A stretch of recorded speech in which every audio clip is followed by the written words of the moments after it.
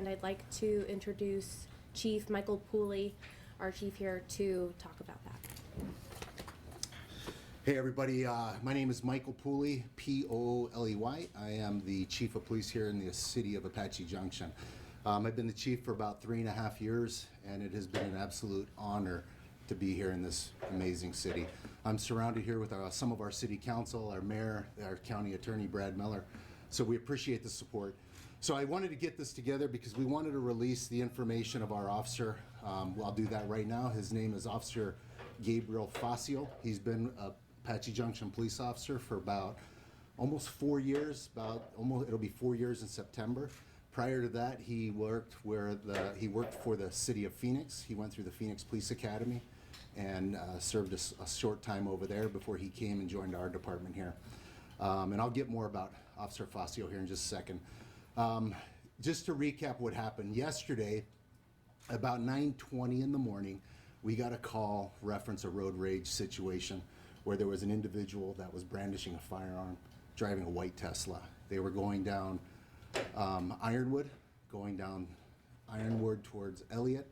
When that call came out, we had an officer that was doing traffic enforcement in that area, located the vehicle and initiated a traffic stop. When they got the vehicle stopped, when that officer got the vehicle stopped, the individual, who's identified as Roger Nunez, he's a 37-year-old male, he was compliant. Mr. Nunez was compliant, showed no signs of aggression whatsoever. Our officer asked him to step out of the vehicle. At that point, Mr. Nunez grabbed a firearm out of his Tesla. He used some code to get into the glove box and got it open, pulled the handgun out, and got out of the vehicle with the handgun and started to walk away from the officer. The officer asked him to stop, tried to get him to comply. He refused. He did say at some point that he wanted the officer to shoot him, and at that point it was kind of like a suicide by cop. We followed that individual for about a mile on foot, trying to get him to stop. We used officers that came in. They used less lethal or pepper ball gun to try to stop him, to get him to comply. It had no effect on him whatsoever. It got to a point where he stopped, and in the neighborhood off of Radiance, the new subdivision down there, the D.R. Horton homes, and at that point he, out of a quick move, pulled that firearm up, and it was 1 in a million shots, fired 4 rounds, striking Officer Gabriel Facio in the face. He went down immediately, and other officers returned fire, striking Mr. Nunez. Mr. Nunez went down.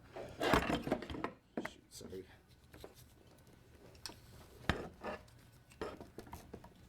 Thanks.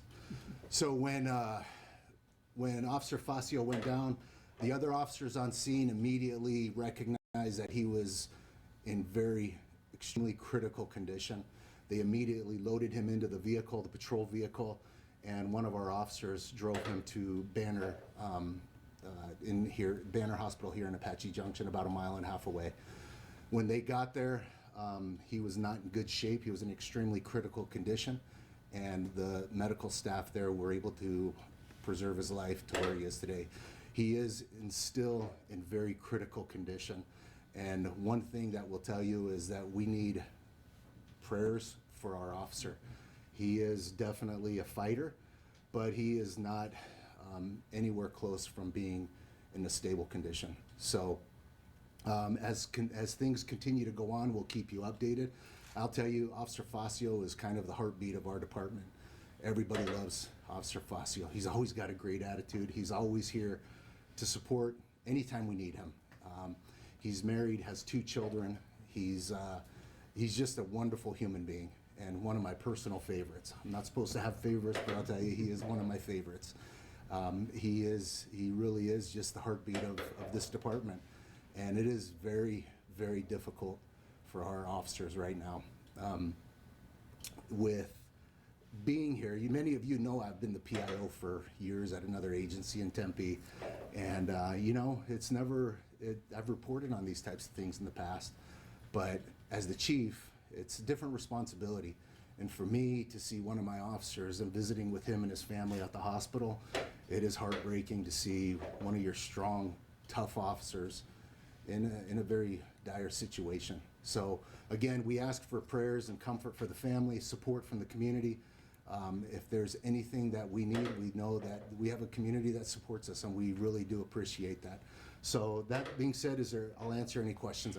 Chief Foley, Kenzie Beach with Fox 10. Can you speak to, men and women like your department across the whole valley put their lives on the line every day. Can you speak to these types of attacks that we're seeing an increase of and what it does to an entire department? Yes, so the question was to speak to these types of violent acts towards law enforcement. We are seeing an increase in these types of acts, aggression towards law enforcement. It's unacceptable. It's something that our officers, we talk about on a daily basis and we prepare ourselves for.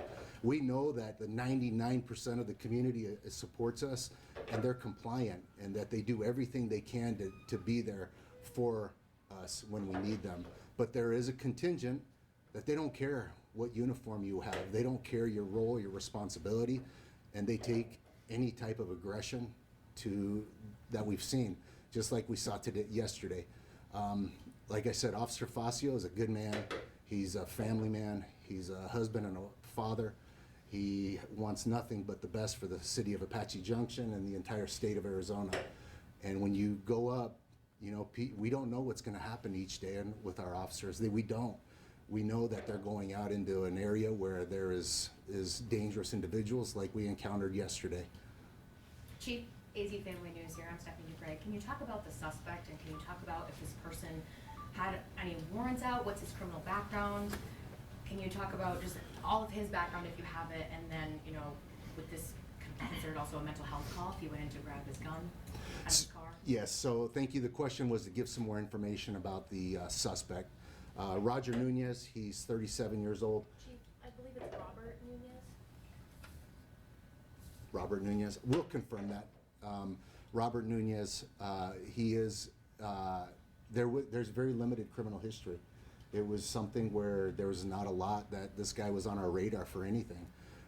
And again, it's one of those things that's part of the investigation to see if this is something that there were signs that there were people that could have understood and jumped in before it got to this moment. Right now, there's no indication of anything. So we're trying to figure that part out, and we're trying to really put those things together. Was the gun registered in his name? Was he a concealed carry? No. So that brings up a good point. Hey, Chris, can you hold that door open so it stops making that noise? It makes that noise because of people who are in motion. Even if it's open? Even if it's open. Okay, sorry guys. So just so you know, the gun that was located was a ghost gun. A ghost gun is a gun that is unmarked. It has no serial numbers. That's part of the investigation that Mesa Police Department is going to be doing, is where did that gun come from. He was not a prohibited possessor. He was not anything to indicate that he was a violent felon or anything. But we do know that he was not in his right state of mind yesterday, especially when he made the decision to fire at our officers. Is he an Apache Junction resident? He is. He did live in the new community down south. Yes. So what are next steps for the officers that were there on scene? Obviously those who fired, how many shots were fired by officers? Will they be on administrative leave? And then for those that witnessed this, are there resources for them? Thank you. So the question was what the other officers that were involved. We did have 4 other officers that fired their firearm. Those officers are all going to be on paid administrative leave. That's normal process. I was with them. They were all at the hospital today. And I'll tell you, being together and staying together was the most important thing for them right now. A lot of their spouses and significant others were there as well. We had a lot of other officers that were on scene that assisted, that did not fire their firearms, and we're making sure that we get them the resources that they need. These types of situations are the things that they'll carry with them their entire career and the rest of their lives. And there's no doubt in my mind that they're replaying this every single second of what they could have or should have done better, or what they think they should have or could have done better. But we're not here to talk about that right now. We are just here to show our support for them and to let them know that we're here to stand with them. Chief, I imagine losing what is effectively 5 officers within a 24-hour time frame for however long this is, how does that impact a relatively small department or a community like Apache Junction? Yeah, thanks. So the question was, how does that affect with losing those officers out on leave for the community? Well, one of the good things is we are a tight-knit community. We have about just under 100 sworn officers. We're a total staff of about 150 here in the city of Apache Junction Police Department. We know everybody. We have this building, so everybody knows everybody. We know everybody's business. We just very tight-knit. One of the things that we also are in law enforcement, our entire East Valley and the Valley of Police Department and law enforcement agencies are very supportive. Other agencies have reached out to us asking if we need coverage. They're willing to cover. You know, being certified in the state of Arizona allows you to work in another city, and we may have to take them up on that. We are monitoring our operations. We're monitoring calls for service and making sure that the residents of a city of Apache Junction continue to have the excellent service that they get every single day. You know, I know that Mace is handling the investigation, exactly what happened, but you mentioned being with those other officers. It sounds like they did everything right, and I imagine you're fairly proud of how quickly they were able to respond to it. Yes, you know, thank you. The question was, or talking about how I feel towards our officers that were there. I am very proud of our officers. Anytime our officers go out on the street, you know, I'm a hugger. I give all my guys a hug as much as often as possible because you never know what's going to happen. I gave Officer Facio a hug last week, and not knowing that was going to be the last time I gave him a hug before this happened. Our officers train very hard for these types of situations. Luckily, we don't have a lot of violent crime in the city of Apache Junction, so this does shake us. It shakes our officers. It shakes the entire department and the entire community, which is why we have so many of our city council here, our county attorney, that show the support, because these things don't usually happen in our city. And I am proud of them. I'm very proud of them. And you know, we're going to learn from this too. Was it perfect? Who's to say? You know, but we are going to learn from it. We have to. Anytime that something like this happens, we think, how could we have done something differently? But I'll tell you, had those officers not reacted the way they did, Officer Facio would have lost his life yesterday on that street. There's no doubt in my mind. And I had met individually with each of those officers, and I let them know. And with tears in my eyes and tears in theirs, they appreciated knowing that they were able to save him for that at that point. But in closing, I just want to reiterate, Officer Facio is fighting for his life. There's no doubt about it. He is a fighter, but he is fighting for his life, which is why I'm coming before the community right now to just ask for any support for the family, for Officer Facio, and for the men and women of the Apache Junction Police Department and the entire community of Apache Junction. As the chief, this is your worst nightmare. I was on a plane yesterday to Orlando in the morning. I left at 8 in the morning and got a text mid-flight and talk about helplessness and how you feel just completely helpless.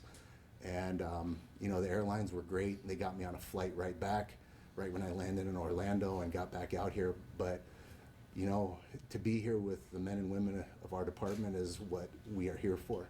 I appreciate you guys coming out and covering this story. This is an important topic. Every officer that works in uniform, whether you're a sheriff's deputy or a trooper or a police officer for a municipality, we do this exact same job, and we are faced with the exact same dangers. And oftentimes, sometimes, we have situations like this. And again, we ask that you keep Officer Facio and his family in your prayers, and we hope that we can report something back even better in the next couple of days. Thank you. Chief, real quick, any Yes. charges being recommended to the county attorney's office for Mr. Nunez? Yes, they are. Like I said, the Mesa Police Department is taking primary on that, but they are going to be charging right now with aggravated assault, multiple counts of aggravated assault, even from the road rage incident as well. Can you speak to the type of gun that may have been used by the suspect? So the question was the type of gun that was used by the suspect. Again, it was a ghost gun, which is a gun that's can be manufactured in different pieces and even sometimes 3D printers. But it's a gun that's not marked. It was a handgun that was used, and that's as much as I can give right now. And was that Robert Nunez's white Tesla? That was his car? Yes, it was. Yes, the white Tesla did belong to the suspect. So. You mentioned the community support. Just what's the best way for them to offer their support right now? Lots of people that are gonna wanna help. Yeah, so, yeah, the question was how can people support? You know, I'll tell you, I believe in prayer, and I pray. I think any kind of prayers for comfort, for the family, for Officer Facio would be something that anybody and everybody can do at any point and anywhere, in any location. As far as going on, if we have a fundraiser for him, we'll let you know. We're kind of waiting to see what's going to happen and see where we go from here. So I appreciate We that. have that form that we just put out Oh, on yeah. social media as well. On social media, we have a form that we're going to give to the family for people that may have known Officer Facio or that just want to share a message of support, that they can do that, and it's on our social media as well. So, yes, ma'am. I'm Patricia Skipper. I was just wondering if we could have a moment of prayer, silent prayer, before you end things. Yeah, we can do that right now, and then we'll end. So if you can just join me with a moment of silence.